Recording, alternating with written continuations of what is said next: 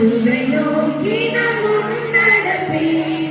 அவர் முகத்திருவொளி என் முன் வீச, என் பின்னே இருள்தான் பின்னோக்கிடேன்.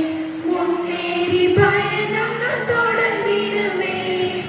அவர் அடிச்சுவட்டிலே நான் நடந்தால், அவர் பாத காயத்தில் பாய்ந்த இரத்தம் என் பாதம் நனைக்க, என் உள்ளம் குளிர பின்வாங்கி சொல்வேனோ.